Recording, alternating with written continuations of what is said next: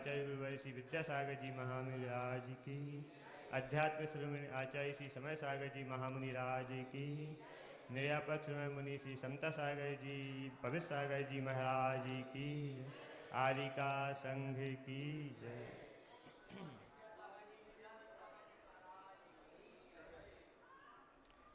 आचार्य समंतभद्र स्वामी शांतिनाथ भगवान की स्तुति करते हुए कहते हैं कि स्वदोष शांतः विहितात्म शांति। इस जीव को शांति कब प्राप्त होती है?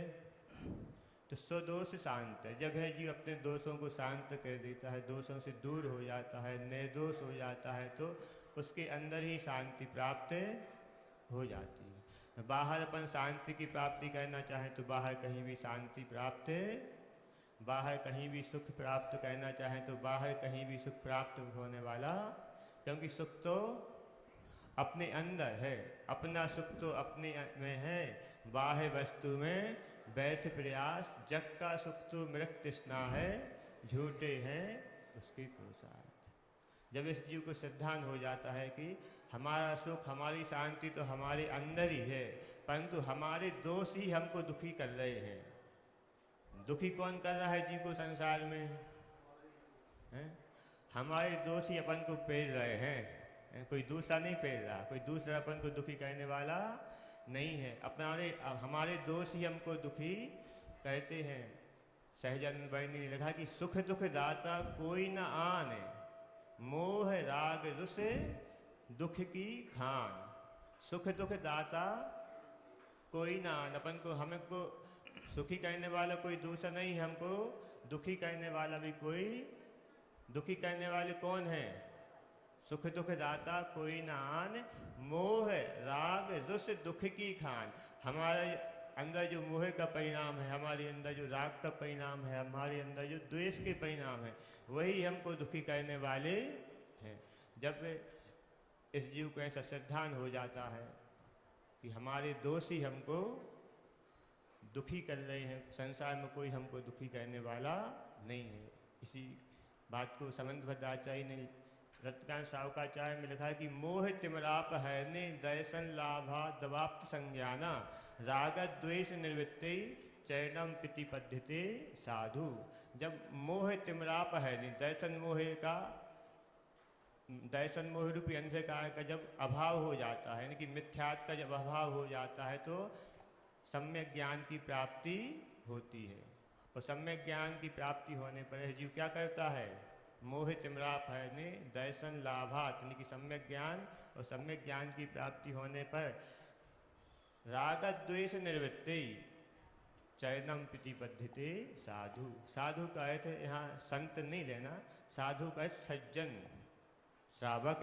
वह राग द्वेष की निवृत्ति के लिए अपनी शक्ति के अनुसार वह चारित्र्य के मार्ग को अंगीकार करता है। तो किसकी निवृत्ति के लिए करता है? चारित्र्य व्रतों का पालन, प्रतिमाओं का पालन। राग द्वेष निवृत्ति, राग द्वेष हमारे अंदर जो दोष हैं उनको दूर करने के लिए अपन इस मार्ग पर आगे बढ़ते हैं। तो साधना दो प्रकार से की जाती है, एक संबल रूप साधना, दूसरा निर्जरा रूप साधना। पहली कौन सी है? संबल रूप, जिसके अंतर्गत साधक को इतना अनुशासित होना पड़ता है कि इतना जागृत होना पड़ता है जिससे नए दोष उसके अंदर प्रवेश ना कर पाए। दोष निरोधा संवरः, सूत्र सुना आप लोगों ने? आश्रव निरोधा संवर तो सुना है। आश्रव का रोकना क्या है? संवर। इसी प्रकार दोष, नए दोष अपने आत्मा में ना आ पाए, एक संवर रूप साधना कहलाती है। क्या? नए सांसारिक इच्छाएं, नए दोष, नई कमजोरियां हमारे अंदर प्रवेश न कर पाए, इसकी हमेशा सावधानी रखना। इसको क्या कहते हैं? संवर रूप साधना। दूसरी है निर्जरा रूप साधना, यानी कि पूर्व संचित जो दोष हैं, सांसारिक इच्छा है, उनको अपनी शक्ति के अनुसार दूर करने का प्रयास करना। आया समझ में? पहली कौन सी है? कि हमारे अंदर नए दोष ना आए, इसकी सावधानी रखना। दूसरी, पूर्व संचित दोषों को दूर करने का पुरुषार्थ करना। इन दोनों प्रकार की साधना में लगे जीवों को हमेशा सजग, सावधान, अनुशासित, संयमित जीवन जीना पड़ता है। इसलिए अपन लोगों को भी इसी मार्ग पर आगे बढ़ना है। तो अपन लोगों को स्वाध्याय जरूरी है, क्योंकि बिना ज्ञान के अपन क्रिया करते हैं तो वह क्रिया अपन को सुख की कारण ना हो करके दुखी की कारण ही होती है। इसलिए सम्यक दर्शन, सम्यक ज्ञान पूर्वक अपन यदि चारित्रिक मार्ग पर आगे बढ़ते हैं तो हमारी सुखकारी हो जाता है वो मोक्ष का मार्ग।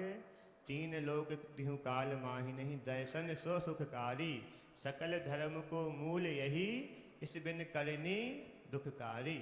सकल धर्म का मूल क्या है? सम्यक दर्शन। और इसके बिना करनी क्या हो जाती है? दुखकारी, यानी कि दुख का कारण होती है। इसलिए सम्यक दर्शन, सम्यक ज्ञान पूर्वक अपन राग द्वेष आदि दोषों को दूर करने के लिए अपन इस मार्ग पर आगे बढ़ें। इसके लिए ज्ञान स्वाध्याय जरूरी है। इसलिए महाराज जी ने आप लोगों को यहाँ पर वृत्ति प्रतिमाधारी सम्मेलन शिविर का आयोजन किया है, ताकि आप लोगों को इनको सही सही जानकारी प्राप्त हो जाए। क्योंकि किसी ने कहा है कि जो बिन ज्ञान क्रियाओं का है, जो बिन क्रिया मोक्ष पर चाहे, जो बिन मोक्ष कहे में सुखिया, वह अजान मूढ़न में मुखिया। मूढ़न में मुखिया यानी कि मूर्खों का सरदार। कौन? जो बिन ज्ञान क्रिया होगा है, जो बिना ज्ञान के या आधु अधूरी जानकारी लेकर के जिस मार्ग पर आगे बढ़ जाता है, क्रिया करके अपने आप को धर्मात्मा समझने लगता है, तो उसको कहा हुआ है तो मूढ़न में मूर्खों का सरदार है। और जो बिन क्रिया मोक्ष पर चाहे, और जो बिना क्रिया के अकेला ज्ञान की बातें कर करके ही मोक्ष चाहे, तो उसको भी कहा कि वही भी मूढ़न में मुखिया है। और जो बिन मोक्ष कहे में सुखिया, जो बिना मोक्ष के ही कह रहा है कि मैं संसार में ही सुखी है, तो वही भी क्या है? वही भी मूढ़न में मुखिया है। क्योंकि संसार में कहीं भी सुख है, कहीं न सुख संसार में, सब जग देखो छान। संसार में कहीं भी सुख नहीं, फिर भी अपन सोचे कि हम संसार में ही सुखी हो जाएं, तो वह मूढ़न में मुखिया है। संसार में कहीं भी सुख नहीं है। इसलिए पर पदार्थों में सुख बुद्धि को छोड़ना चाहिए। पर पदार्थों को तो अपन लोगों ने अनंत बार छोड़ दिया। क्या? पर पदार्थों को तो अनंत बार छोड़ा है, परंतु पर पदार्थों में जो सुख बुद्धि छोड़नी चाहिए वो नहीं छूटी। इसलिए फिर संसार में बार बार अपन को संसार में भटकना पड़ रहा है। पर पदार्थों का त्याग करके तो अपन लोगों ने अनंत बार 9वें गिरिवक तक पहुंच गए। 5वीं ढाल में आता ना कि अंतिम गिरिवक लौकी हद, पायो अनंत विरिया पद। इस जीव ने अंतिम गिरिवक लौकी हद कितनी बार प्राप्त कर ली? पायो अनंत विरिया पद। अनंत बार 9वें गिरिवक तक सभी संसार जीव पंच परावर्तन में वहाँ पर पहुँच गए हैं। परंतु 9वें गिरिवक तक कौन जा सकता है? श्रावक जा सकता है क्या? नहीं। जिन्होंने समस्त बाह्य पदार्थों का त्याग किया है, तो ऐसे बाह्य पदार्थों का त्याग तो अनंत बार किया है, परंतु बाह्य पदार्थों में जो सुख बुद्धि है, उस सुख बुद्धि का त्याग नहीं कर पाए। इसलिए संसार में, इसलिए व्रतों का पालन करना अच्छी बात है। उसके साथ साथ में, क्योंकि जब महाव्रतों का पालन अनंत बार कर चुके, तो अनुव्रतों का, प्रतिमाओं का पालन तो इससे ज़्यादा बार किया होगा अपन ने। क्योंकि ये तो अनुव्रतों का पालन बहुत सरल है, महाव्रतों का पालन करना तो बहुत कठिन है। तो अनुव्रतों का पालन तो अपन लोग और अनंत बार कर चुके हैं, परंतु बिना ज्ञान के किया है। इसलिए यहाँ पर सम्यक ज्ञान की चर्चा है कि सम्यक ज्ञान पूर्वक, सम्यक दर्शन पूर्वक अपन अनुव्रतों का, प्रतिमाओं का पालन करेंगे तो वही मोक्ष मार्ग में निमित्त बनेगा। इसलिए अपन लोगों को साधना करना है, संबल रूप साधना करना है और निर्जल रूप साधना करना है। ऐसे श्रावक 3 प्रकार के अभी आप लोगों ने, पंडित जी ने बतलाए हैं कि पाक्षिक श्रावक है, दूसरा नैष्ठिक श्रावक, तीसरा साधक श्रावक है। पाक्षिक श्रावक किसे कहते हैं? जो जिनेंद्र भगवान की आज्ञा के पक्ष लेता है, जो जिनेंद्र भगवान की मार्ग में पक्षधारी होता है। जिनेंद्र भगवान ने जो सच्चे देव का स्वरूप बतलाया है, जो सर्वज्ञ बीतराग हितोपदेशी होते हैं, वही सच्चे देव है। ऐसा जिसका पक्का निश्चय है, निर्णय है, पक्ष है, उसको पाक्षिक श्रावक और जिनेंद्र भगवान ने जो उपदेश दिया है उस उपदेश के अनुसार आचार्यों मुनियों ने जो ग्रंथों का लेखन किया है वही ग्रंथ ही सच्चे शास्त्र हैं, वही हमारे मोक्ष मार्ग के उपयोगी है। ऐसा जिसका पक्का निश्चय होता है, पक्ष होता है, वह पाक्षिक श्रावक होता है। उसी प्रकार जिनेंद्र भगवान की आज्ञा के अनुसार जो महाव्रतों का पालन करते हैं, सर्व आरंभ परिग्रह का त्याग करके सम्यक दर्शन, सम्यक ज्ञान, सम्यक चारित्र मोक्ष मार्ग में जो चल रहे हैं वही सच्चे साधु हैं। ऐसा जिसका पक्ष होता है, निश्चय होता है, निर्णय होता है, वही सच्चे, वही पाक्षिक श्रावक कहलाता है। तो अपन लोगों को सच्चे देव का भी सच्चा निर्णय करना चाहिए, क्योंकि अपन कुल परंपरा से जो दो शास्त्र गुरु को मान रहे हैं वो तो कुल परंपरागत संस्कार है। सभी जीव अपने अपने कुल परंपरागत धर्म को, देव को, गुरु को, शास्त्र को सच्चा शास्त्र मान के उनकी श्रद्धा भक्ति पूजा आदि करते हैं। यदि अपन भी वैसे देखा देखी बचपन से अपन को बता दिया कि यही सच्चे देव हैं, एक सच्चे गुरु हैं, यही सच्चे शास्त्र हैं, हमारा धर्म ही सच्चा धर्म है, यदि अपन ने स्वयं निर्णय नहीं किया, अकेली बाहरी जानकारी के को लेकर अपन ये सब क्रियाएं कर रहे हैं, तो इसका कोई धर्म से कोई संबंध नहीं कहा जा सकता। धर्म का संबंध तब अपन स्वयं एक पक्ष करें, निर्णय करें कि नहीं यही सच्चा धर्म है, यही सच्चे गुरु हैं, यही सच्चे शास्त्र हैं, यही सच्चा देव है। जब शास्त्रों का स्वाध्याय करके मनन चिंतन करके अपन स्वयं निर्णय करते हैं कि यही सच्चा है, तो वह पाक्षिक श्रावक है, वही सम्यक दर्शन कहलाता है। बाकी तो सभी लोग अपने अपने कुल परंपरागत धर्म को अच्छा कहते हैं, उसकी प्रभावना चाहते हैं, अपने धर्म के अनुसार वह भी व्रतों को धारण करते हैं, उपवास को धारण करते हैं, और अपने अपने धर्म के अनुसार वो भी गृह त्याग करके सन्यासी, साधु आदि बन जाते हैं। इस पर अपन भी बिना सच्चा निर्णय किए बिना, क्योंकि जानकारी होना बात अलग है और निर्णय करना बात अलग है।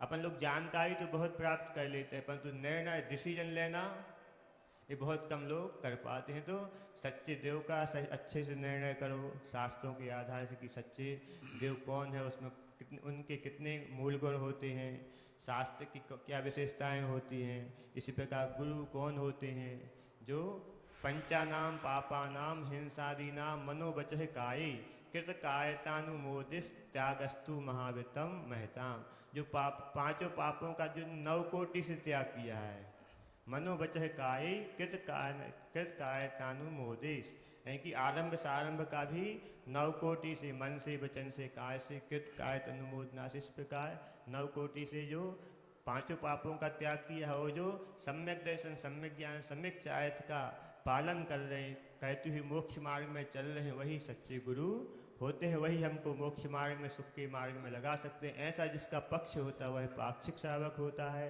और नैष्ठिक श्रावक 11 प्रतिमाओं का पालन करता है, उसको धर्म में बहुत निष्ठा होती है। निष्ठा शब्द से नैष्ठिक श्रावक कहलाता है। तो प्रतिमा किसे कहते हैं? तो श्रावक के विकासशील चारित्र का नाम प्रतिमा है। श्रावक के विकासशील चारित्र का नाम प्रतिमा है। संयम अंश जगो जहाँ भोग अरुचि परिणाम, उदय प्रतिज्ञा को भयो प्रतिमाता को नाम। जहाँ संयम अंश जगो, यानी कि संयम का अंश जहाँ जागृत हो गया है, संयम का अंकुर जहाँ प्रकट हो गया है, यह संयम का अंकुर ही विशाल वृक्ष, बट वृक्ष बनेगा, महाव्रतों का रूप धारण करेगा। और भोग अरुचि परिणाम, जिसको सम्यक ज्ञान, सम्यक प्राप्त हो गया है, उसने जान लिया है कि सच्चा सुख तो अपनी आत्मा में ही है, इसलिए उसको भोगों को भोगते हुए उसमें भोगों में अरुचि परिणाम है। और संयम अंश जगो जहाँ भोग अरुचि परिणाम, उदय प्रतिज्ञा को भयो, जहाँ पर वह प्रतिज्ञा भी धारण कर लेता है, 5 उदम्बर फल, सप्तव्यसन का त्याग, मध्य मांस मधु का त्याग, इस प्रकार वह प्रतिज्ञा को धारण कर लेता है, उसको कहते हैं प्रतिमा। तो 11 प्रतिमाओं के बारे में यहाँ पर आप लोगों को समझाया जा रहा है। और तीसरा साधक होता है, तीसरा श्रावक है साधक श्रावक, जो प्रतिमाओं का पालन करते हुए भी महाव्रतों को पालन करने की, महाव्रतों को ग्रहण करने की भावना रख रहा है, लेकिन चारित्र मोह कर्म के उदय की व्यवस्था से या शारीरिक प्रतिकूलता, द्रव्य क्षेत्र काल भाव की प्रतिकूलता से वह महाव्रतों को अंगीकार नहीं कर रहा है, श्रावक के व्रतों का पालन करते हुए संलेखना की तैयारी में लगा है।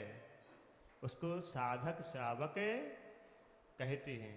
तो आप लोग भी व्रतों का पालन करते हुए भी अपनी संलेखना की तैयारी में लगे हुए हैं। रात में पंडित जी आप लोगों को संलेखना के बारे में बहुत अच्छे से बतला रहे हैं।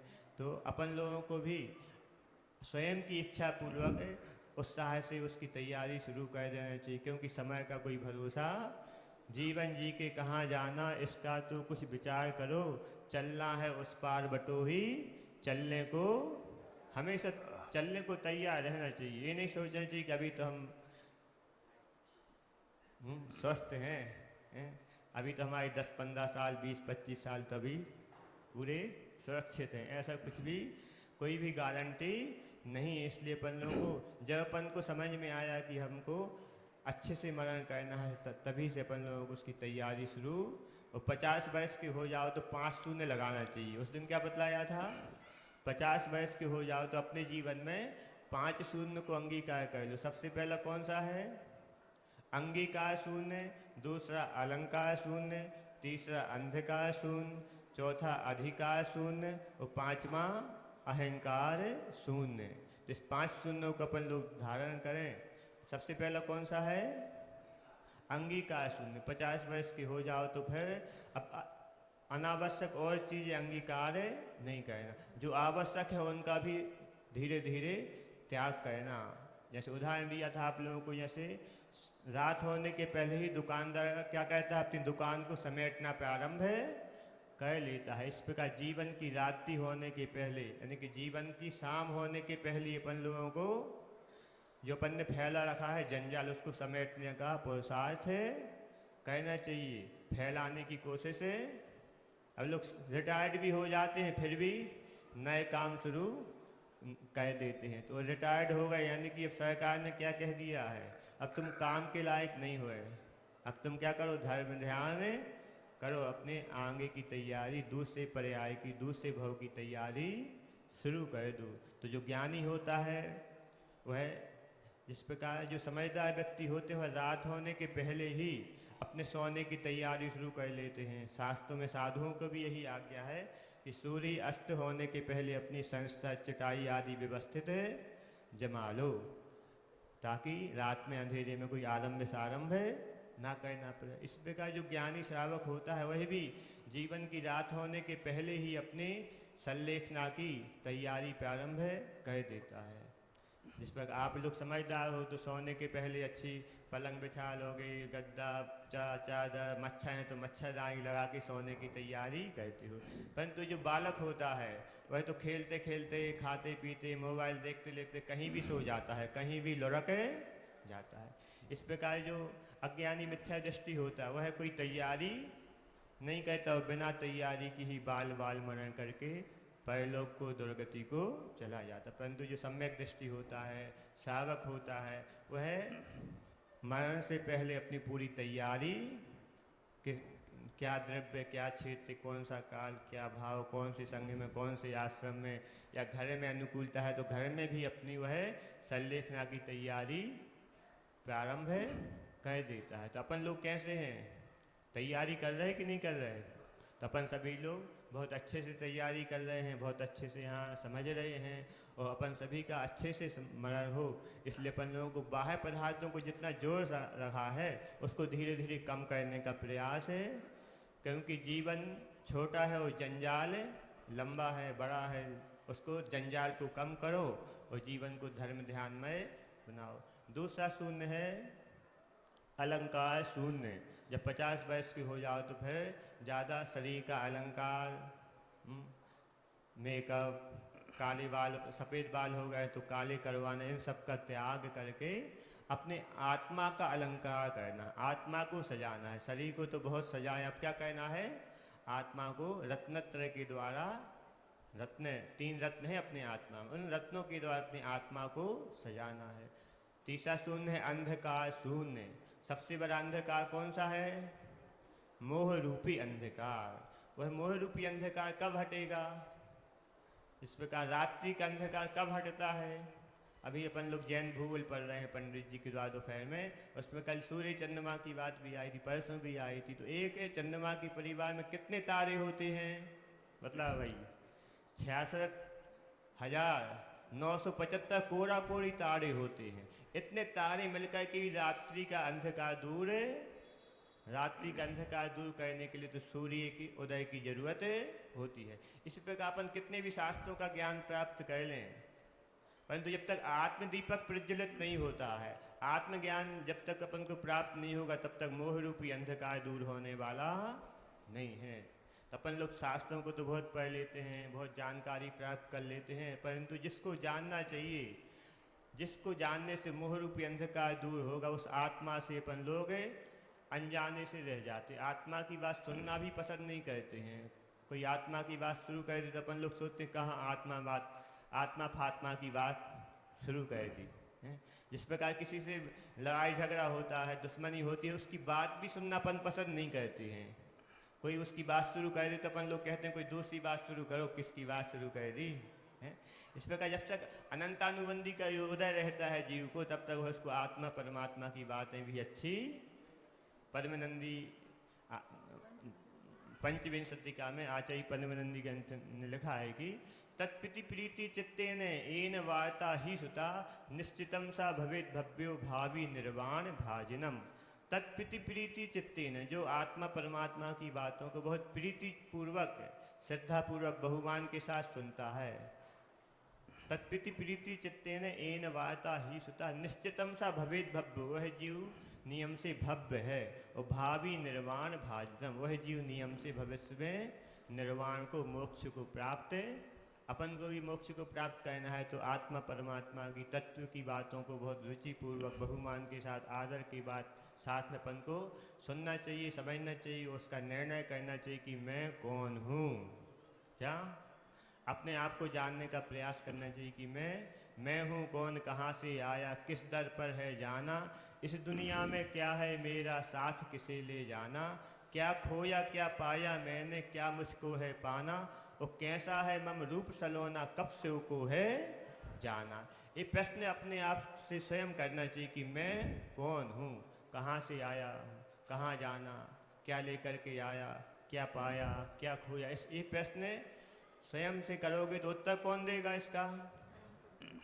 हृदय की गहराई से प्रश्न करोगे तो अपने अंदर ही इन सब के उत्तर मिल जाएंगे। तो अपने आप को, अपने अंदर ज्ञान तो है, सभी आत्माओं में ज्ञान है, परंतु अपने ज्ञान में आत्मा नहीं है, बस इतनी भूल है। कमी क्या है?